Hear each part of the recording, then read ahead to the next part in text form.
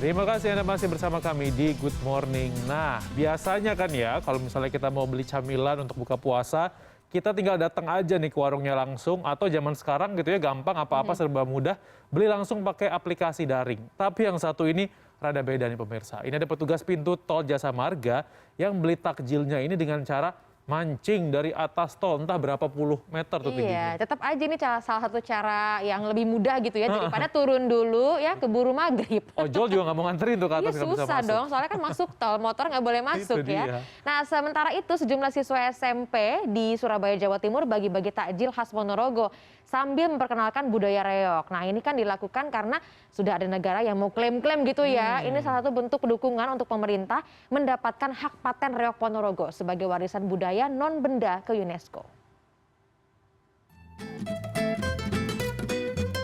Seperti inilah cara petugas pintu tol Pisangan Jatinegara Jakarta Timur saat membeli makanan untuk berbuka puasa. Tak ada akses untuk turun dan tak ada penjual makanan di atas ruas tol Wiyoto Wiono, membuat para petugas pintu tol ini membeli takjil dengan cara memancing seperti ini. Biasanya petugas akan menghubungi penjual melalui pesan WhatsApp. Pesanan akan diletakkan di kantong belanja yang diturunkan petugas. Itu dikereknya pakai apa? Tambang sih, dia udah nyiapin tambang gitu. Oh, udah ada tambangnya. Tambang digulung pakai kayu gitu. Iya, ada goodie bag-nya gitu ya. Di bagnya besi kecil, terus uangnya di dalam. Oh, uangnya di dalam. Udah, ya, jadi uang masukin, tarik.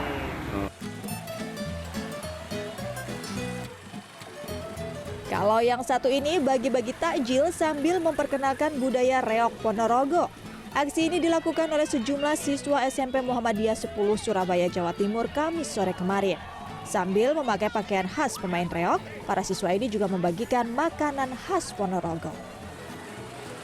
Aksi ini dilakukan untuk mendukung pemerintah Indonesia agar mematenkan reog Ponorogo sebagai warisan budaya non-benda ke UNESCO. Masyarakat juga biar mengetahui bahwasannya reog Ponorogo ini adalah budaya Indonesia yang kita miliki sejak dari zaman dulu kala, yaitu yang berasal dari Ponorogo. Untuk itu budaya reog Ponorogo ini termasuk juga makanan khasnya supaya menjadi khasanah kekayaan Indonesia dan sehingga tidak diklaim oleh negara lain bahwasanya budaya ini adalah milik negara lain. Makanan yang dibagikan antara lain pecel Ponorogo, sate Ponorogo, dan serabi Ponorogo. Tim Liputan CNN Indonesia. Nah, kira-kira sudah punya rencana mau beli takjil apa nanti sore? Nah, kalau misalnya Anda udah mulai bosen gitu ya, dengan menu berbuka puasa manis yang itu-itu aja. Kali ini di Bandung, Jawa Barat ada sajian buka puasa kekinian dan juga inovatif. Iya, nah selanjutnya untuk Anda yang suka buka puasa langsung dengan makan besar, di Pekanbaru juga Anda di sajian makanan yang sangat cocok dinikmati bersama dengan keluarga. Ada apa ya? Kita lihat informasinya.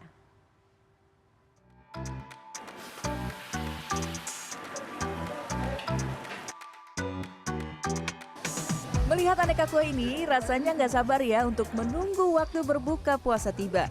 Selain tampilannya yang menarik, rasanya yang manis, hidangan ini bisa membuat rasa lapar terobati. Selain aneka kue tadi, ada menu inovasi menarik nih yang bisa menjadi sajian untuk berbuka puasa. Namanya Croffle Hot Plate. Pertama, siapkan adonan croffle atau croissant waffle yang sudah dibentuk. Balut seluruh bagian croffle dengan gula, lalu masukkan ke dalam mesin waffle dan panaskan hingga matang. Setelah matang, simpan croffle di hot plate. Ya, hot plate ini yang menjadi piringnya, sehingga tetap panas saat disajikan. Selanjutnya, tambahkan es krim di atas croffle, lalu taburi coklat chips. Terakhir, siram semuanya dengan sos coklat lagi. Inspirasi untuk membuat croffle hot plate ini awalnya sih dari makanan berat yang serba hot plate. Kita berpikir, kok kenapa makanan berat aja, kita nggak coba dessertnya. Akhirnya kita coba-coba dan ternyata unik juga. Alhamdulillah sampai saat ini responnya bagus sekali. Seporsi croffle hot plate di resto Jalan Ranca Bentang Cimbeluit, Kota Bandung ini dibanderol mulai dari Rp23.000.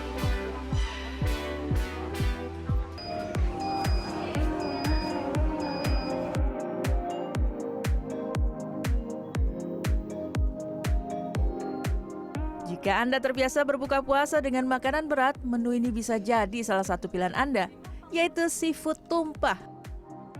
Lidah Anda akan dimanjakan dengan sajian rasa pedas, manis, dan gurih yang menggugah selera. Sesuai namanya, berbagai hewan laut yang telah dimasak akan ditaruh di atas kuali yang kemudian ditumpahkan di atas meja penikmatnya. Anda dapat dengan leluasa menyantap sajian seafood yang nikmat dan bergizi tinggi nih saat berbuka puasa. Untuk idenya sih saya melihat beberapa makanan dari luar yang mereka masakannya itu ditumpah di meja. Dan untuk bahan-bahannya sendiri kita memilih yang fresh. Makanya itu kenapa di reservasinya harus H-1. Satu porsi seafood tumpah ini dapat dinikmati 2 hingga 3 orang. Tim Liputan CNN Indonesia. Oke, kalau nanti jelang buka puasa biasanya ngapain sih? Pasti cari-cari takjil, emangnya itu paling pas waktunya. Salah satu takjil yang pasti diburu atau nggak bikin sendiri itu adalah kolak. Betul, karena ada macam-macam kolak ini ya. Tapi di Bandung nih, ada sejumlah penjual kolak yang cukup legendaris. Karena mereka sudah mulai berjualan sejak tahun 50-an. Kita lihat yuk kayak apa. Bulan Ramadan tak lengkap rasanya bila tak menikmati kolak. Bahkan tak sedikit muncul berbagai penjual kolak di pinggir jalan saat jelang waktu berbuka. Di Bandung ada penjual kolak yang cukup legendaris. Diklaim berdiri sejak 1953, penjual kolak yang berlokasi di kawasan Kalipapo ini menjadi favorit warga Bandung. Kini penjualan kolak ini dipegang oleh generasi ketiga yakni Lydia Jo. Terdapat 13 jenis kolak yang dijual, mulai dari kolak pisang, kolak candil, kolak ubi hingga kolak campur. Harga kolak di sini dibanderol mulai dari Rp21.000. Pada bulan Ramadan, penjualan kolak meningkat. Di luar bulan Ramadan, biasanya sehari hanya menjual 100 porsi. Kini bisa mencapai 250 hingga 300 porsi dalam sehari. Menjaga kualitas adalah kunci eksistensi penjualan kolak.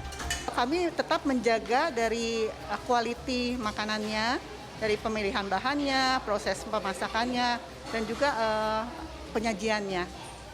Jadi kita mengkontrol semua untuk kualitinya. Kolak lainnya yang sudah eksis sejak lama adalah kolak yang berada di Jalan Macan. Menurut pemiliknya, kolak ini sudah ada sejak 1974. Kolak di sini dibuat dan dipasarkan langsung oleh generasi keduanya yakni Wawa, seorang ibu yang sudah berusia 72 tahun. Setiap hari Wawa membuat 7 jenis kolak, mulai dari kolak pisang, kolak campur, hingga kolak candil. Wawa mengaku di bulan puasa ini ada peningkatan permintaan lebih dari 50%. Menurutnya, resep membuat kolak diturunkan dari ibunya ketika awal membuka kedai. Kan tahunya dulu kan yang banyak yang jualan kan, yang pembeli itu dari anak-anak BPI. Nah, dari masih kecil sampai, nggak tahunya sekarang udah menikah, udah punya anak, malah udah punya cucu. Masih iya. Meski memiliki varian yang hampir sama, tentu saja kolak keduanya memiliki keunikan masing-masing. Dan nyatanya, kedua kedai kolak ini sudah memiliki pelanggan setianya masing-masing. Bukan hanya rasa ya, tetapi juga ini kan udah legend ya. Dari zaman saya kecil, dari almarhumah dulu masih ada, sampai sekarang saya juga berkeluarga. Ini emang kolak pilihan andalannya orang Bandung sih. Karena udah dari dulu sih, kalau tiap bulan puasa pasti kesini. Pasti beli di sini karena rasanya udah nggak usah diragukan lagi, udah enak sih gitu. Yang paling suka sih candil, terus yang ijo itu apa nggak tahu namanya, ada ya emang hampir enak sih semuanya. Ahli gastronomi Universitas Pendidikan Indonesia Bandung menyebut, kolak mulai muncul di Indonesia pada 1679 di Keraton Kanoman Cirebon dan mulai eksis ke wilayah Bandung sekitar 50 tahun lalu. Awalnya, kolak hanya terdiri dari 5 jenis, namun kini ada lebih dari 10 jenis kolak. Ini merupakan bentuk akulturasi. Akulturasi ya, ada akulturasi dengan budaya dari Tionghoa. Bisa dilihat bahwa di situ ada bubur pacar gitu ya. Bubur pacar itu kan memang tradisi dari Tionghoa. Jadi kemudian kacang hijau ya. Jadi memang ya itu Kota Bandung melting pot Jadi kalaupun asalnya tidak mencampur dengan aneka bubur, itu merupakan akulturasi dari budaya Tionghoa. Dewi menambahkan, kolak kini sudah menjadi ikon kuliner tradisional Indonesia. Hal itu ditetapkan oleh Kementerian Pariwisata dan Ekonomi Kreatif pada 2012 lalu. Kiki Aryadi, Sidki Irfan, Bandung, Jawa Barat.